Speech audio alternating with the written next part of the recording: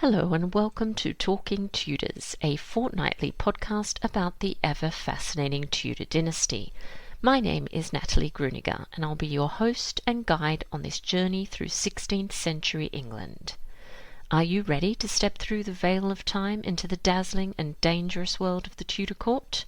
Without further ado, it's time to talk Tudors.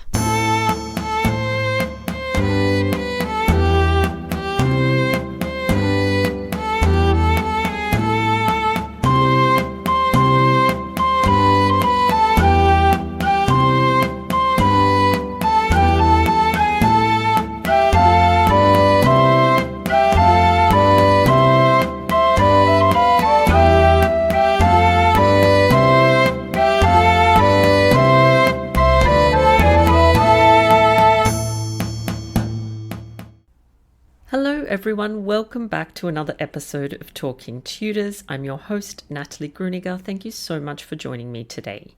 I'd like to start by acknowledging and thanking the generous listeners who continue to support Talking Tudors on Patreon, and extend a heartfelt thank you to everyone who's taken the time to rate and review the show. As an independent podcaster, this means a lot to me.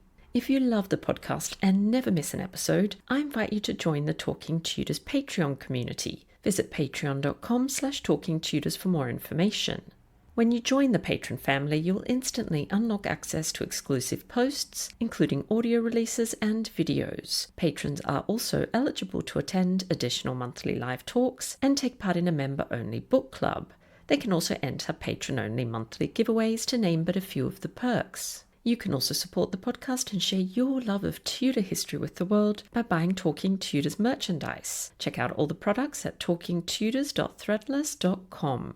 Now, on to today's episode. I'm thrilled that joining me on the podcast to talk about three queens, Mary I, Jane Grey, and Elizabeth I, is Rosamund Gravelle. Rosamund is a writer whose poems have been published in magazines, online, and in poetry anthologies, while her plays have been featured in scratch presentations at Barons Court Theatre and Queen's Theatre, Hornchurch. Rosamund's writing focuses on strong, dynamic, and complex characters. Her first self-published book of poetry will be published later in the year, and her first novel is in progress. Three Queens is her debut play. Let's dive straight into our conversation. Welcome to Talking Tudors, Rosamund. How are you?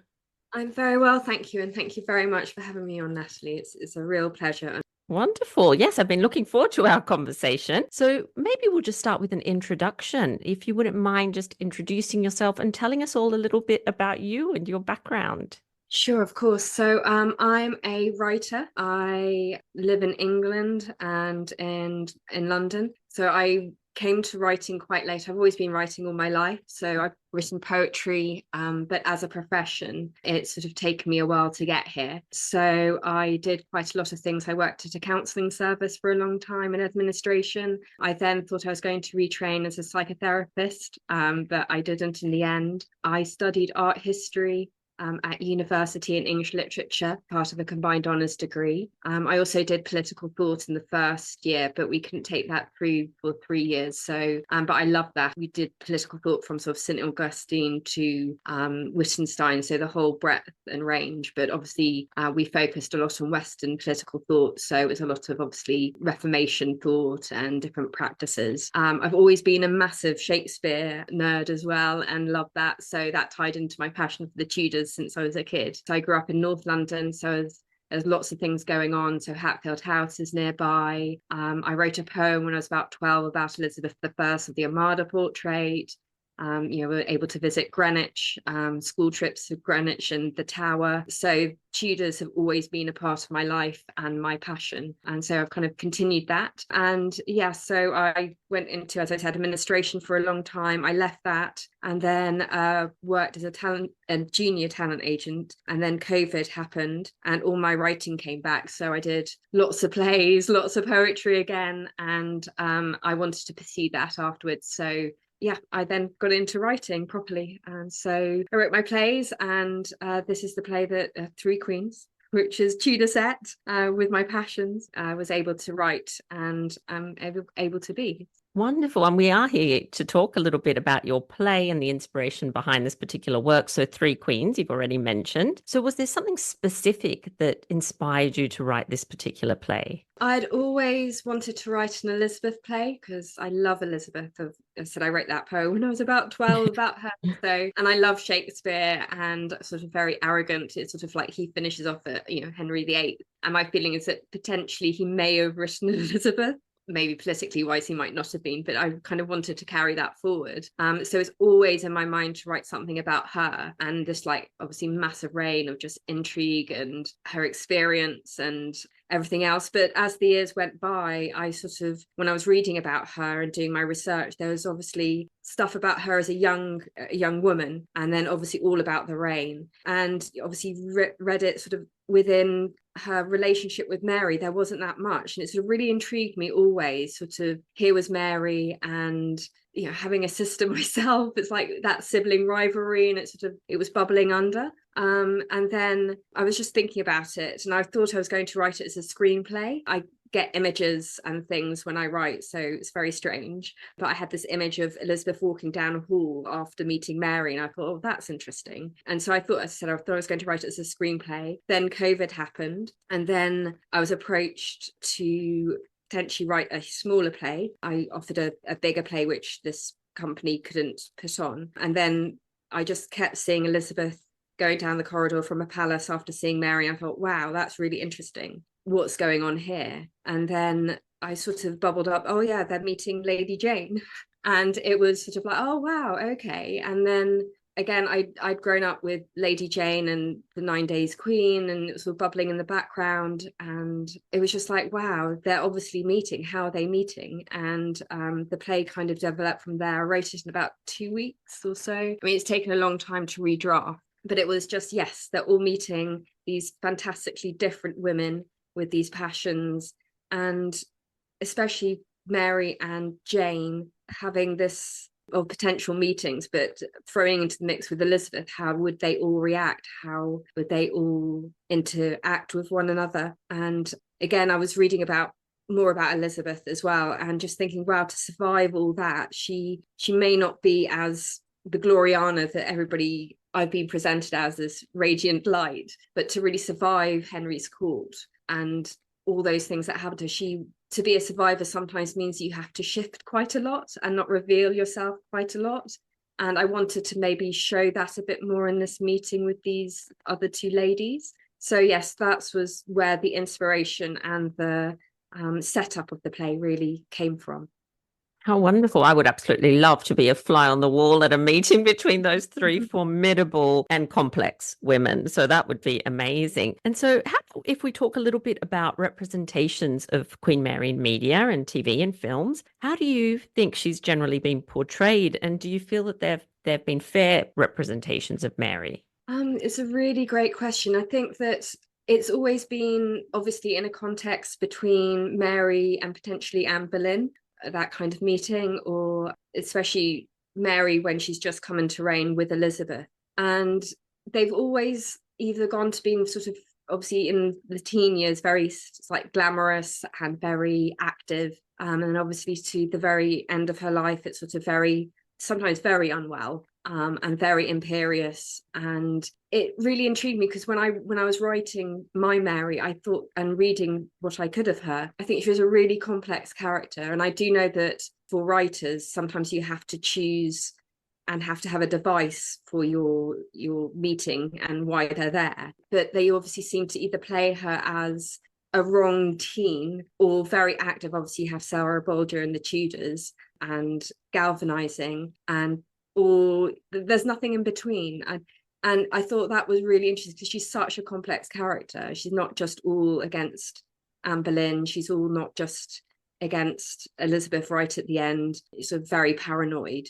Although I think maybe that was in her character. It's just that, yeah, I think she's far more complex and far more interesting. She was vulnerable, but she had a big heart, and she had this really tense relationship with Elizabeth, but it was always full of love. And I think that when she is used in quite a lot of films and TV, it's at a point of support for her mother, which of course is good, or as a a teen who's sort of slightly sulking in the corner.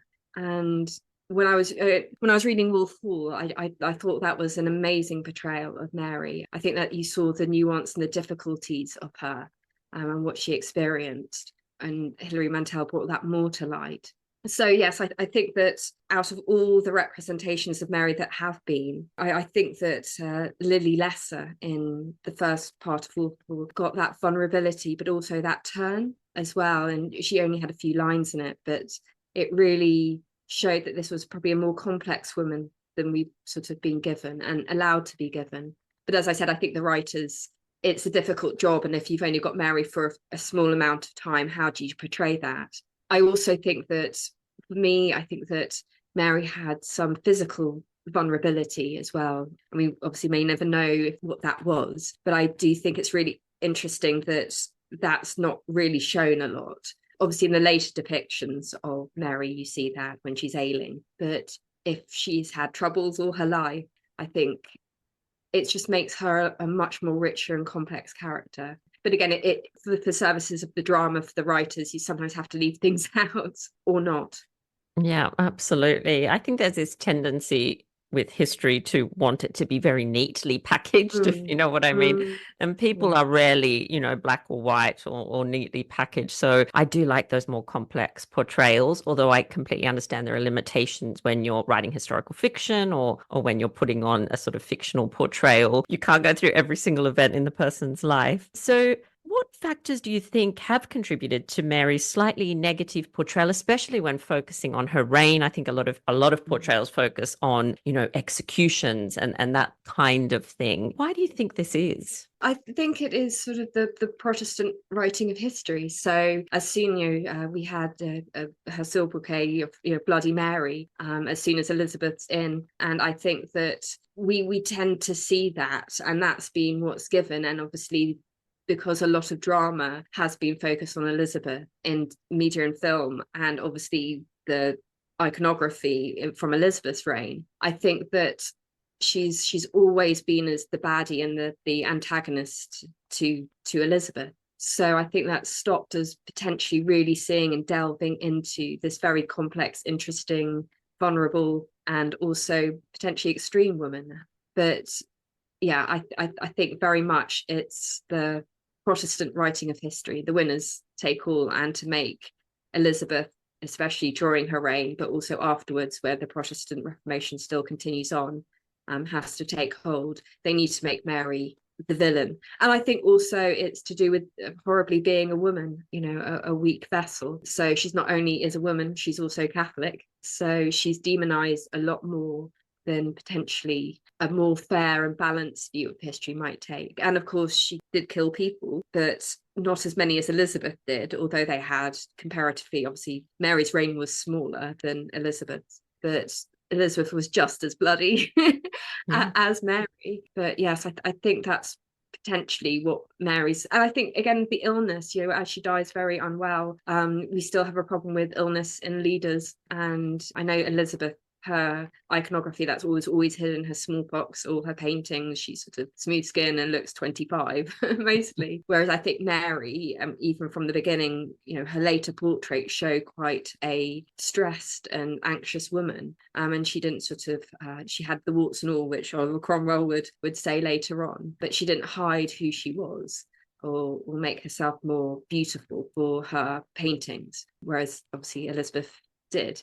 And I think that plays into our unconscious cultural feelings and historical feelings about Mary as well. And what about Lady Jane Grey? What did you find when you were researching her in terms of how she's represented? The research that I did is that there was very little of her, obviously because of the small period, and the period itself isn't so widely represented in TV and film and media. But when it was, or when she's very much the sweet victim. I know Lady Jane, the film, shows her with slightly more feistiness, but there's always this aspect of sweetness to Jane. I haven't seen Bella Ramsey's in Becoming Elizabeth, just because it was over the time when I was writing Three Queens, so I didn't want to take on too much. But I think that she's another really fascinating character who has been used by history as sort of, the Protestant martyr. And I think even from the Jacobean period, is, so not very long after she's died, she's automatically shown as this sort of poor martyr, poor sweet victim of this horrendous regime. And I think that's just always continued. And she was a lot more interesting and a brilliant mind. And I think she had real grit. When I was doing my research, she had real grit to say no and to make friends with Mary's priest, and just, to do that. It's a brilliant mind. And I think that maybe cultural depictions have done a huge disservice to Jane. And I also think she had a lot more, because she was so potentially very Protestant. Obviously we don't know what later on would happen in the reign. I think that our hope maybe that she may not have been as extreme. I also question that. So, and obviously you may have had the fight, because obviously England was still mostly Catholic. And so I think that there's a lot of questions about Jane. And I think that she had such bravery, such grit, and I suppose and wits about her. But yeah, I think that she's one of a really, really, really strong character at 16. Very serious, but also she has a slightly light side to her, and she's this amazing person. And I think the portrayals we have had have really done her a disservice. Yeah, I completely agree with you. I always marvel at her courage, to be honest, considering she's, incarcerated in the Tower and still battling Mary on points of religion. I just think, wow, what, teenager does that? It's quite astounding, really, isn't it? And interesting that you mentioned Becoming Elizabeth, because it's about Elizabeth, but in fact, the star of that show is Mary. So it's very interesting. And I think that's one you'd probably really enjoy. And Jane is quite feisty in that too. So it's quite an interesting portrayal of those women there. But so you mentioned that obviously of the representations, you've seen that you like Mary in Wolf Hall, although it's very brief. There is something more nuanced about her in that. What about in terms of Elizabeth and Jane? Do you have any favorite portrayals of those women? So hard, because for Elizabeth there are many, Yes. as we know. Of course, I've got a soft spot for Kate Blanchett in Elizabeth. That's one of the films that I loved watching, and I loved her performance. And she's such a fierce actress, and she's brilliant. I think with Jane, it's I think I've seen tiny bits of Becoming Elizabeth. So Bella Ramsey's so amazing and gorgeous, but obviously there's Helena Bonham Carter in Lady Jane. I think that's a great, you see her youth, I think, a lot. And I think it's a very, at points, touching performance.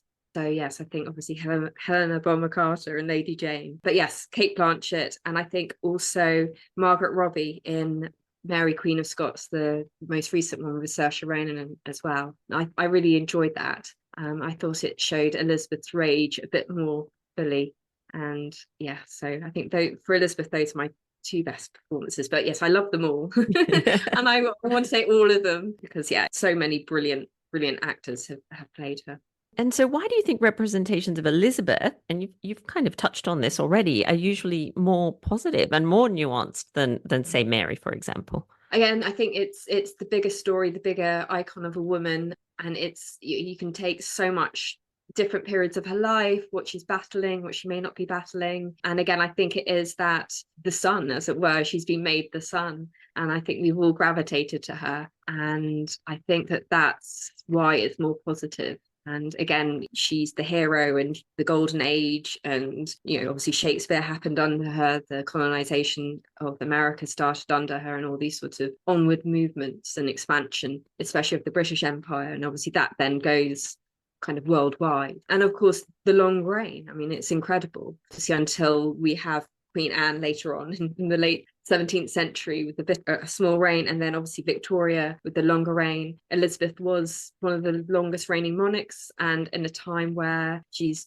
erroneously called the first, maybe not the first female queen regnant, but people assume that she is in Europe. So there's that, which is added on to why she's potentially more positively portrayed. And I do think it's interesting sort of nowadays, when there's a lot of fantastic female historians and also fantastic female writers coming on, sort of slightly showing the nuance of maybe the other side of Elizabeth. But yes, I think that's why there are more cultural depictions of Elizabeth in a positive way. And there's been a lot more historical research into her. There's a lot more for writers and just in the consciousness around for people to read about and connect with than there is sort of Mary or Jane. And in your play, Three Queens, what aspects of Mary and Jane's personalities, lives, etc., do you focus on and bring to life? Well, with Mary, it's definitely showing the kind of softer side of her and a bit more of her loving ways, even though it's slightly mixed up with potentially her temper, and it's that balance of trying to get her heart and her political power, but also her vulnerability. I think I kind of want to show that a bit more, because I think that although it's sort of slightly been touched on in Wolf Hall, that adaptation, you don't see that so much. So hopefully the play has brought to light a bit more of that. And I think with Jane, I think I've shown more of her, as I said before, more of her oomph, more of her grittiness, and a real kind of, this girl was amazing, real to stand up to this and to really keep battling on, and to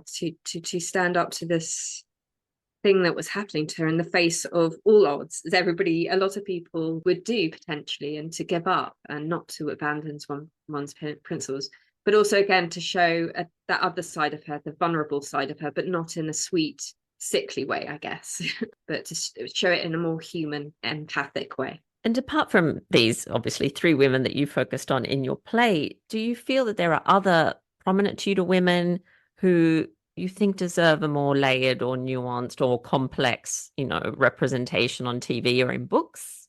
I think that a few of Henry VIII's wives, so I think actually Catherine of Aragon, so I think a load of the representations of her, it's either, it's the context of Anne Boleyn, she's just sort of the woman holding in her sort of distaste a lot of the time, or she's on her deathbed. You don't see this. I mean, I know that there was the miniseries, The Spanish Princess with Charlotte Hope, which would try to show more of her story. But yeah, she really was this very interesting, different character who came from she came from Spain, but a different way of seeing monarchy, of being with monarchy, but then fitting in with Henry. But then she was herself, she went to Flodden. And so there's this really interesting, strong, different woman who I think really hasn't had that much exposure. I mean, obviously the Spanish Princess comes from Philippa Gregory's books, so there's some literature on her, and I'm sure there is more, but really I think for film and TV I would just love to see another Catherine of Aragon, a real Catherine of Aragon centered piece. And also Catherine Howard. So I know it's been potentially touched on. I think that you either see her as, she's potentially a sort of, I don't want to say a rude word, but she's a frivolous girl whose eyes are wandering. But we don't know whether or not, she was potentially groomed, and potentially there may have been some abuse earlier in her life. And also just the situation with Culpeper, and like later on, that's a horrible situation to be in. And I know that there was a fantastic Lucy Woolsey documentary about all the six wives, and she brought these questions to light about how we view Catherine Howard. But I would just love somebody to write a play or a book or a novel or something to maybe make her a bit more complex. And it may not be that she's just a frivolous girl who wants to go with everybody else but Henry, and maybe see the worry and the fear that she was in that situation. Yeah, I agree. I think Catherine Howard was a lot more complex than what, she's usually portrayed as, and still appalling things are said about her, really, which is just atrocious. Never should women be referred to in ways that Catherine Howard has been referred to. It's sort of mind-boggling, isn't it? So I know your play was recently performed. So how did that go? Tell us about that. It was really great. Thank you very much. Yes, we got lots of 4 and 5-star reviews. We had some wonderful things said in those reviews. We've got 2 Offie nominations. So they're the Off West End nominations for independent theatre. So we've got an Offie nomination for supporting actor for Les Kenny Green, who played Cardinal Cole. And then we also got lead performance for Martha Crowe, who played Lady Jane. So that's been amazing. And then we've got because it's fringe theatre, it was performed in a pub. So below a pub, there's these lovely little fringe theatres and pubs. there's a London pub theatre reviews. They've nominated us for a standing ovation award. So that's for the whole production of the play. So that's fantastic. It was just so wonderful. The set, the design, the actors, the director, Sharon Williams, was incredible. And yeah, it was just wonderful. We had really, really, really great audiences too, who are lovely and receptive. We had people coming who didn't know the history, and then they would be upstairs asking, because I was there every night asking away about the questions about the history. So it was stimulating all these questions about people in the play, the time period. So it felt so wonderful to be able to give that to audiences and to be able to stimulate their love and interest, and potentially reading all the history about these amazing women and this time, and Cardinal Pole too, and Sir Robert Dudley and Cat Ashley. So we had all these characters in my play. So it was really, really wonderful. I just felt, oh, I feel so blessed to be able to stimulate discourse and interest in the actual history. And yeah, it's just been marvelous, and to connect with the historians. So we had some historians come to see the place too, and I was very nervous as well, because I know the history is not slightly right, but I hoped to be good for the spirit of the characters, and they seem to be very pleased. So I feel really, really, really blown away by that, and I got to meet some of my heroes, because I read their books. So it's been completely amazing. Oh, I'm so thrilled to hear that. That's really wonderful news. And are there plans for future performances? I really do hope so. So I've had some interest. Obviously, I can't unfortunately speak about that at the moment, just because that's how productions work. But yes, we're looking potentially to carry this forward. So yeah, no, absolutely, we do hope that Three Queens will be going on. I also hope in the future that I can get this published as a play, so people can access it if they can't see a production, and then hopefully there may be interest from other quarters. So I really do hope so, because I think, as I said, one of the hopes of this play is to make these women alive, and to show that they're really complex, and to let people identify with them, different types of women in positions of power, but also to stimulate discussion and interest in the historical people and the time, because the time is just so incredible, and it changed the world, and it's still, that change in the world still is with us, and it's so incredibly important. Yeah, that's wonderful. And I was just saying to someone earlier, I love how it unites us, in such a fractured world, our shared love of the Tudors. Look, I'm sitting in my office in Sydney, you're in London, we've got listeners all over the world. I think that's a really special, positive thing. And I love it. It propels my work, and it obviously does the same for you. So that is so wonderful. And I wish I could have seen it. It's a little bit far, 21-hour flight from Sydney. So I can't pop over all the time. But there is one more thing we do on the podcast, and that is our 10 to go. So these are just 10 quick questions just to get to know you a little bit better. So the first one is, what is a favorite historic site that you like to visit? I love going to the Tower of London when I can. It's so beautiful and so full of history. So yeah, it's one of my favorite places to visit. And what about the last book, or one of the last books that you've read? There's two that I've just read. So I read The Anarchy by William Trample. So that's about the history of the East India Company in India, and also The Heirs of Ambition, The Making of the Boleyn's by Claire Martin. So yes, and yeah, I really enjoyed those. Wonderful. And what about a new skill or perhaps a hobby that you would like to learn? I started archery, but I gave up. But I want to go back to learning archery. So yes, that's my skill that I'd like to learn properly. It's very Tudor of you. I love it. And you're obviously very busy with all your creative projects. So what do you like to do to relax and unwind? I meditate quite a lot. I do walking, I do gardening as well. So I've got an obsession with roses as well. So got quite a lot. So I have to look after those quite a lot. So that's what I do. And obviously I watch TV and read. And I'm going to get back to my Tai Chi and my yoga. So those are my things to wind down. They're all very healthy things to do. Good on you. And what about a travel destination? Maybe somewhere that you haven't been to that you would like to see? I would love to go to Florence, and it's terrible because I studied art history, as I said, and I've never been to Florence, and I just love to go there to see all the art, all the history, the beautiful food, the beautiful people. So yeah, that's where I would love to go. Oh, it is stunning. I went recently, and it was, yeah, I went, it wasn't even It was winter, peak winter, and it was so full. I couldn't actually believe how many people were there, but it was absolutely beautiful. I loved it. So what about a favorite season, or what is your favorite season and why? Spring. So I love the fact that the days are getting longer. I'm quite bad at the heat. So but I just love everything coming back to life and just like the coolness of the days. So yeah, spring's my favorite. And what about an ideal Sunday morning? What does that consist of? So it's staying in bed for quite a long time, getting my tea and watching something on television, usually The Simpsons, and then sort of getting up at around about 11, going for coffee, and then going for probably a long walk with my husband and spending some time in a nice lunch, and then sort of coming back and then having a bath or something to relax and having an easy dinner and then a quiet night. So I'm quite old, but that's my perfect No, Sunday. that sounds perfect, actually, absolutely perfect. And lucky last question, who is a person, and this might be a historical person or a contemporary person, that inspires you? I'm gonna have to actually say my mum, because she was so clever. She was kind and generous, but nobody's fool as well. And she was so creative, and she backed me 100% in my life. When I do something and then I realize something, I go like, "Well, she told me that ages ago. She was Yeah. so wise." And yeah, so no, but it's my mum. Yeah.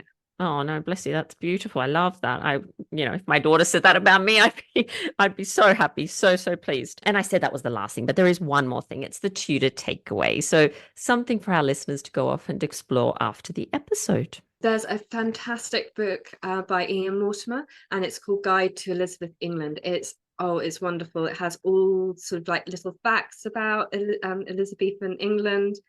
So like things like the size of sheep. We think that they're quite big nowadays, but in Elizabethan England they were small. To the type of wheat, so it's completely different wheat. There are 3 types of wheat, and it's just patented. It's full of these wonderful things, and he takes you through it, and it's just wonderful. And it's just like bits and pieces which really, when you go to see or hear, when you go to Elizabethan place, or you see a film, or you read Shakespeare, it really sort of adds lovely little layers and tastes and textures to this world, and it brings it to life. So definitely Ian Mortimer's Guide to Elizabeth England is just, yeah, it's my Tudor takeaway. What a wonderful takeaway. And thank you so much for taking the time to come onto the podcast and talk Tudors with us. It's been so wonderful hearing about your work and getting to know you a little bit better as well. Well, thank you very much, Natalie. It was real pleasure, and thank you for all the lovely, interesting questions, and thank you to everybody to listening to me and about Three Queens and everything else.